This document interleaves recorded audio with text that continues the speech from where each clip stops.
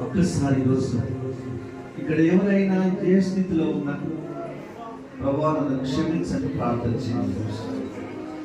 ఈ గ్రహింపు నీకు లేకుంటే, ఆయన వల్ల జీవించాలనే కోరిక ఒకవేళ నీకు లేకుంటే, ఈరోజు ఆయన అడుగు సాగిలపడు.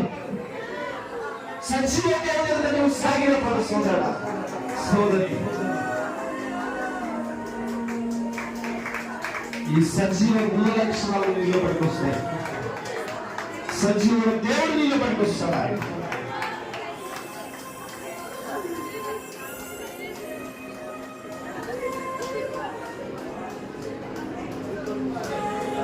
ఆయన